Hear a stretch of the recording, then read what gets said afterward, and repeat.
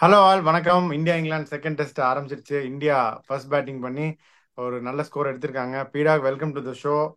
First team செலெக்ஷன்ல இருந்து சொல்லுங்க. இந்தியா பேட்டிங் பெர்ஃபார்மன்ஸும் எப்படி இருந்துச்சு? எஸ்எஸ்வி ஜெய்ஸ்வால் சிறப்பா செஞ்சுட்டாரா? சொல்லுங்க. எப்படி செய்யாம எப்படி இருப்பாரு? நான் அஞ்சு பெஸ்ட் பிக்க நான் எடுக்கிறேன். அந்த அஞ்சு பெஸ்ட் பிக்ல இருந்து நீங்க ஒரு ரெண்டு பிக் எடுக்கிறீங்க. அதுல வர்றவங்க 200 அடிக்கிறாங்க, ஒரு இன்னிங்ஸ் இல்ல 8 விக்கெட் எடுக்கிறாங்க.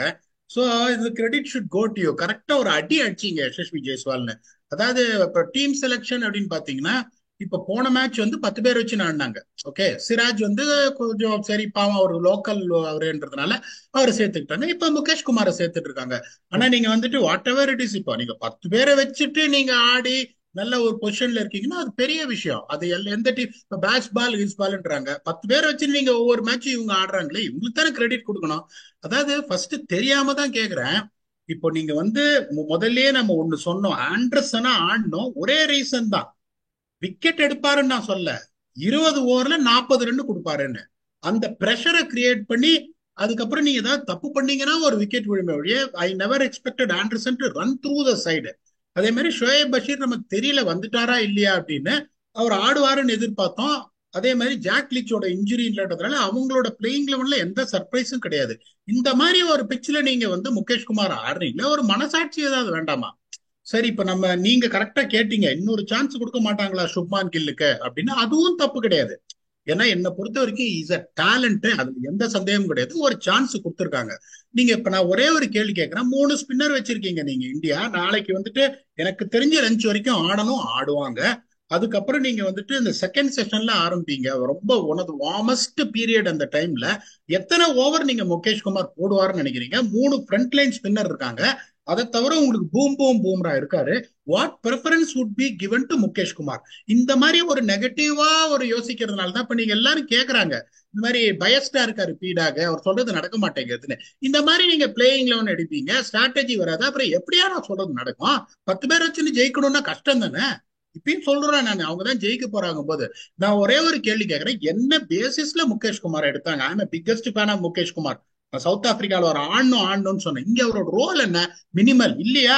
இப்ப என்ன ஒரு டோட்டல் மடையனா ஆகணும், ஒரு 5 ஓவர்ல இங்க எங்கேயும் போட்டு ஒரு கட் அடிச்சு ஒரு இன்சைட் அடிச்சு போய் ஒரு 3 விக்கெட் எடுக்கணும். நான் மடையனாறதுக்கு ரெடி. ஈவன் தோ நான் மடையன் ஆனாலும் the selection is horrendous according to me. I find no logic in it.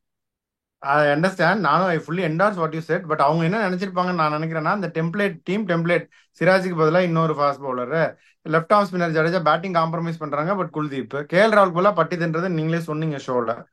So அந்த மாதிரியே அவங்க போயிட்டாங்க. டெம்ப்ளேட்டை டிஸ்டர்ப் பண்ணக்கூடாது அப்படின்னு நினைச்சிட்டாங்க நான் நினைக்கிறேன். But still I fully endorse your reasons. அப்படிதானே. சரி, இந்தியன் பேட்டிங் பர்ஃபார்மன்ஸ் எப்படி? ரோஹித் சர்மா திருப்பி ஒரு அன்பார்ச்சுனேட் பெருசா அடிப்பார்னு எதிர்பார்த்தோம். பட் அகைன் இன்னைக்கு சரியா வரல. சுப்மான் கில்லு ஆண்டர்சன் பால்ல வெளியே போறத வரட்டி அவுட் ஆயிட்டாரு. மத்ததெல்லாம் அப்படியே நீங்களே சொல்லுங்க பேட்டிங் பர்ஃபார்மன்ஸ் பத்தி. சார், இப்ப என்ன பிரச்சனை இல்லைன்னா, ஃபர்ஸ்ட் என்ன சொன்னோம், ஆவரேஜ் ஃபர்ஸ்ட் இன்னிங் ஸ்கோர் 478. மேட்சுக்கு முன்னாடியே நான் என்ன சொன்னேன், இந்த 5 டெஸ்டும் இதே மாதிரி தான் இருக்கும். அந்த மாதிரி ஒரு வென்யூஸ் தான் செலக்ட் பண்ணிக்கிறாங்க. எனக்கு பயம், ஃபர்ஸ்ட் டெஸ்ட் தோத்த உடனே நோண்டிடுவாங்க பிச்சை. ரொம்ப ஸ்போர்ட்டிவா தைரியமா ஒரு ட்ரெடிஷ்னல் விசாகப்பட்டினம் விக்கெட். போன தடவை நான் இருந்த அந்த 2019ல அவங்க பேட்டிங் ஆடினாங்க, இன்னும் முதுகு இன்னும் கொஞ்சம் வீக்கம் இருக்குது, கொடுத்தது அடி. மயங்க் அகர்வால் ஒரு டபுள் ஹண்ட்ரடு, ரோஹித் சர்மா ஒரு பெரிய டேடி ஹண்ட்ரடு, ஒரு ஒரு இடி இடிச்சாங்க. அப்படிங்கும் போது உங்களுக்கு இப்ப இங்கிலாண்டும் ஃபர்ஸ்ட் ஆடி இருந்தாங்கன்னா தே வுட் ஆல்சோ பி இந்த சிமிலர் சுச்சுவேஷன். ஏன்னா பிச்சு 3 நாளைக்கு இப்படிதான் இருக்கும். மேபி லேட்டர் இன் டே 3. ஒன்னே ஒன்று சொல்றேன், இப்ப எல்லாரும் இதை பார்த்துட்டு என்ன நினைக்கிறாங்க, அவ்வளவுதான் இது, இவங்க 400 அடிப்பாங்க, அவங்க 600 அடிப்பாங்க, திருப்பி இவங்க 300 அடிப்பாங்க, டிரா எல்லாம் ஆகாது. டே 4 டே 5ல உடைய ஆரம்பிக்கும், ஸ்பின் ஆடவே முடியாது. இது எப்படின்னா ஒரு சாஃப்ட் பிச் இது. அந்த இது rough patches of pin will be created in the bowlers mark. அதையும் நான் சொல்றேன், அங்க பட்டு இவ்வளவு பெருசு திரும்பும் டே 4 and டே 5 போது. India's batting performance today is absolutely commendable. When you say 336 for 6, எல்லாம் எப்படி யோசிக்கிறீங்க? அன்பார்ச்சுனேட் தான், எல்லாம் 20 20 20 20ன்னு கல்யாணத்துல படத்துல மொய் எழுதுற மாதிரி எழுதிட்டு அவுட் ஆயிருக்காங்க. இப்ப எஸ்எஸ்பி ஜெய்ஸ்வால் அவ்வளவு பெரிய இன்னிங்ஸ் ஆடலன்னா கஷ்டத்துல இருப்பாங்க. But when you see in Indian pitches at the end of the day, when you score 336 runs, 6 down, settled batsman there, Ashwin can bat. You are in a very very good position. இப்ப ரோஹித் சர்மா ஆனஸ்டா சொல்றேன், இப்ப ஒண்ணுமே பண்ண முடியாது. Rohit Sharma out ஆனது பக்குன்னு வந்தது அப்படின்னாரு, நேர இதுக்கு போயிடுச்சு, லெக் ஸ்லீப்புக்கு போயிடுச்சு, ஒன்னும் பண்ண முடியாது. கில்லு பாத்தீங்கன்னா அந்த அந்த சில்க் அண்ட் டச் பயப்படுறாரு ஆடுறதுக்கு, அவுட் ஆயிடுவோமோ அப்படின்னு நினைச்சு நீங்க ஆடினீங்கன்னா அவுட் தான் ஆவீங்க. இந்த ஒரே காரணத்துக்காக தான் நான் என்ன சொன்னேன், அவர் வந்து பாடி லாங்குவேஜ் வந்து பழைய கில்லு மாதிரி இல்ல, அதனால வந்து அவரை வந்து எடுத்திருக்க கூடாதுன்னு நான் சொன்னேனே வழியா. Big supporter of Gill. இப்ப யசஸ்வி ஜெய்ஸ்வால் பாருங்க, முதல் 120 பால்ல 59 run, classic display of test cricket batting. Okay, 120 59 120 பால்ஸ்ல 59 runs, not even 50 strike rate. அதுக்கப்புறம் ஒரு இடி இடிச்சாரு 100, நெக்ஸ்ட் வந்து 120 ரன்ஸ் இன் 137 பால்ஸ். கிட்டத்தட்ட உங்களுக்கு run ball strike rate, overall strike rate of 69.65. இதுல ஒண்ணு எனக்கு என்னன்னா, the most difficult ஸ்கில் அப்படின்னா ஆஃப் சைட் பிளே.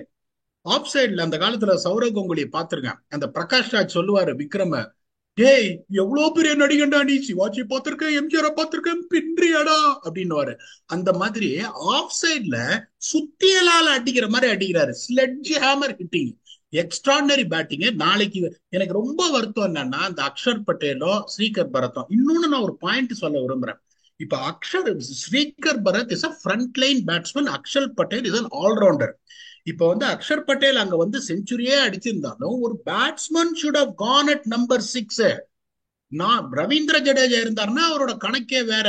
அவர் வந்து 50 அடிச்சுட்டு 100 அடிச்சு இப்படி பண்றவாரு, ஓகே, ஒரு லெவல் வேற போது. பர்த் ஃபெயிலே ஆனாலும் அந்த நம்பர் 6 ஸ்லாட்ல பிரஷர் கம்மியா இருக்கும்போது நீ என்ன பண்ணுவ அப்படின்னு பாக்குறதுக்கு அவர் அனுப்பியிருக்கணும். வந்தாரு, டாப் டிப்பன் ஒரு 2 ஸ்லாக் ஸ்வீப் அடிச்சாரு. ரொம்ப வருத்தப்பட வேண்டிய விஷயம், ரெண்டு பேரும் அக்ஷர் பட்டேலும் சரி அவரும் சரி ஒரு அரைக்குழி பால போய் பேக் ஃபுட்ல போயிட்டு கேட்ச் பிராக்டிஸ் கொடுத்தாங்க பாயிண்ட்ல. பட்டிதார பத்தி நீங்க ஒண்ணுமே சொல்ல முடியாது சார், பாவம் ஃப்ரண்ட் ஃபுட் போய் டிஃபென்ஸ் ஆனாரு, ஹை ஸ்பிளைஸ் ஆஃப் த பேட்ல பட்டு இன்சைட் அடிச்சு பட்டு உருண்டுச்சு. ஷ்ரேயஸ் ஐயரும் பாத்தீங்கன்னா பேக் ஃபுட் கட்டடிக்கு போனாரு, கரெக்டா அந்த பால் மட்டும் கீழே வந்துச்சு. ஐயர் நல்லா தான் ஆடிட்டு இருந்தாரு இல்லையா, comparatively I think Iyer was playing well. இல்ல இப்ப இவங்க ரெண்டு பேரும் தான் கிஃப்டட் தேர் விக்கெட்ஸ் அவேன்னு சொல்லாதீங்க. இன்னொரு பாயிண்ட் நான் சொல்ல விரும்புறேன், அரைக்குழி பால், அரைக்குழி பட்டு ஷார்ட் அண்ட் வைடு. ஒரு டெக்னிக்கலே ஒன்னு எக்ஸ்பிளைன் பண்ண, டெஸ்ட் கிரிக்கெட்ல நீங்க ஆடும் போது when you try and play cut shots when you have fielders in 30-yard circle, bat on top of the ball இருக்கணும். இம்பாக்ட் பேட் மேலேந்து அணைச்சு அப்படி அடிக்கணும் கட்டு. நீங்க T20 ODIல அடிக்கும் போது தான் இந்த ஸ்லைஸ்டு கட் அடிப்பீங்க, பால் மேல இருக்கும் பேட் கீழே இருக்கும், ஒரு வீசுவீங்க. So you have to understand the technical thing of approach. இப்போ இந்த ஃபார்மேட்ல நீங்க கட் அடிக்கிறீங்கன்னா bat on top of the ball, pull shot அடிக்கிறீங்கன்னா bat on top of the ball, bat இங்கேருந்து வரணும், then you have to play ball ஏர்ல போகாது. இதே T20 கிரிக்கெட் ODI கிரிக்கெட்னா பால் இங்க இருக்கும், when you try and pull on top of the ball, elevation and height கிடைக்கும் 6 வரணும்ன்றதுக்காக. அப்படிங்கும் போது அந்த அப்ரோச் தப்பே ஒழிய அந்த ஷார்ட் செலக்ஷன் தப்பு கிடையாது, படி கேவலமான பால். ஆனா அதுக்கு போய் அவுட் ஆயிட்டாங்களே, அந்த இந்த ஸ்ரீகர் பரத் இந்த ஒரு விக்கெட்டை கொடுக்கலன்னா கூட இந்தியாவோட மீன் போல் பொசிஷன். இப்ப இந்தியா போல் பொசிஷன்ல தான் இருக்காங்க. இப்பயும் நான் சொல்றேன், மேஜிக்கல் ஸ்கோர் இஸ் 463. இங்க இருந்து இந்தியா 463 அடிப்பாங்க. ஏன்னா ஒரே ஒரு 30 நியூ பால் பியூட்டிஃபுல்லா பண்ணாங்க இங்கிலாந்து. அந்த நியூ பாலை எடுக்காமலே இருந்துட்டு நாளைக்கு காலையில ஏர்லி மார்னிங் 9:30 மணிக்கு ஆண்டர்சன் வச்சு எடுப்பாங்க. இந்த ஒரு 10 ஓவர் கஷ்டப்பட்டு பல்ல கட்சி விட்டுக்கிட்டு ஆடிட்டாங்கன்னா இப்பவும் I feel it's a long way to go from what I'm saying. But anything more than 400, India will have definite edge. ஈஸியா ஜெயிக்க முடியாது, கஷ்டப்படுவாங்க, சண்டை செய்வாங்க, ஆனா இந்தியா ஜெயிப்பாங்க. ஓகே, இப்போ இந்த 463 மேஜிக் நம்பர் சொல்லியிருக்கீங்க, இதுக்கு இதுக்கு போறதுக்கு இந்தியா என்ன பண்ணணும், இதுக்கு இந்தியாவை போக விடக்கூடாது அப்படின்றதுக்கு இங்கிலாந்து என்ன பண்ணணும்? இங்கிலாந்து ரொம்ப சிம்பிள். இப்ப நாளைக்கு யசஸ்வி ஜெய்ஸ்வால் என்ன பண்ணுவாரு, நாளைக்கு வந்த உடனே அட்டாக்கிங் மைண்ட் செட்ல தான் ஆட போவாரு, நியூ பால்ல அடிக்க தான் போவாரு. ஏன்னா 2 ஃபாஸ்ட் போலர்ஸ் கிடையாது, பென் ஸ்டோக்ஸ் போலிங் போட ஆரம்பிக்கல. அவங்க திருப்பி என்ன பண்ணுவாங்க, ரூட்டை கொண்டு வருவாங்க. ரூட்டை தான் ஜாக்கிரதையா போடுவாங்க. ஜாக்கிரதையா பேராசப்படாம ரூட் வராருன்னு டப்பு டிப்புன்னு அடிக்க போகாம அந்த ஒரு 10 ஓவர் பார்க்கணும். ஏன்னா பிச்சில் வந்து ஒரு சில பால் கொஞ்சம் அன்இவன் பவுன்ஸ் வந்து அந்த ஹையர் சைடு இருக்கு உருள்றத விட. எக்ஸாம்பிள் இஸ் பட்டிதார்ஸ் விக்கெட். அப்படிங்கும் போது அந்த 8 ஓவர் பார்த்துட்டாங்க அப்படின்னா, let me be very honest, இந்த ஷோயப் பஷீர் பியூட்டிஃபுல்லா போறாரு, கையில இருந்து ரொம்ப அழகா பால் வருது. அஸ்வின் மாதிரி ஒரு ஆளு, ஒரு ஆஃப் ஸ்பின்னரு, அந்த மாதிரி ஒரு 20 வயசு பையன் ஆடும்போது இவர் எப்படி தெரியும், ஓ நீ படிக்கிற இந்த யூனிவர்சிட்டில ஹெட் மாஸ்டர்ல அப்படின்னு ஆடணும். சோ இப்ப இந்த 10 ஓவர் அவங்க பார்த்துட்டாங்கன்னா இங்கிலாந்து என்ன பண்ணுவாங்க? England has always been defensive right from the beginning when it comes to bowling, field placement. Single வந்துனே இருக்கு. இப்ப யசஸ்வி ஜெய்ஸ்வால் வந்தா என்ன பண்ணுவாரு? நாளைக்கு எல்லாத்தையும் ஸ்ப்ரெட் பண்ணிட்டு அஸ்வினை ஆட வைக்கணும்னு பாப்பாங்க நியூ பால்ல. அஸ்வின் என்ன சொன்னோம்? தல நீ கவலைப்படாத, நீ ஒரு ஃபர்ஸ்ட் பாலே சிங்கிள் எடு, அடிக்க போகாத, ஒரு 7-8 ஓவர் பல்ல கட்சி ஃபர்ஸ்ட் பாலே சிங்கிள் எடு, 5 பால் நான் பிளாக் பண்றேன், அந்த மாதிரி ஒரு ஆட்டிடியூட்ல அஸ்வின் ஆடணும்.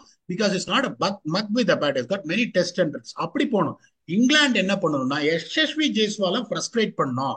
9 பேரையும் உள்ள வச்சுட்டு சுத்தமா அவருக்கு ரன்னே கொடுக்காம, ஒரு பக்கம் ஆண்டர்சன் ஒரு பக்கம் ரூட், கண்டிப்பா ரூட் அடிக்க போவாரு, சான்ஸ் எடுக்க வரும். இதுதான் வந்து இந்த பிளானை இந்தியா உடைச்சாங்கன்னா ஃபர்ஸ்ட் 8 ஓவர்ல, still I believe India will get to 463. If not 463, they have to get 400. ஏன்னா பிச் நாளைக்கும் பியூட்டிஃபுல்லா இருக்கும்.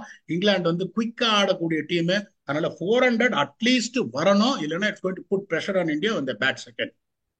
ஓகே, உங்களோட ஃபைனல் தாட்ஸ் என்ன? ஃபைனல் தாட்ஸ் இந்த அப்படிங்கும் போது at end of day 1 India is got an edge of 57-43, considering the trends, how the pitch will behave, how the results have gone here both in domestic and international கிரிக்கெட்டுக்கும் போது India definitely have edge. 3 session ஜெயிச்சிருக்காங்க. இப்ப first session பாத்தீங்கன்னா 103 for 2 31 ஓவர்ல 7 out of 10 session with a run rate of 3.32, 122 for 1 very good session, 32 overs second session at a run rate of 3.81, 9 out of 10 session, 111 for 3 in 31 overs with a decent run rate of 3.58, 6 out of 10 session. India won all 3 sessions. நாளைக்கு first session 9 out of 10 session வந்தாங்கன்னா they're going to open up the test big time in favor of them, which I firmly believe.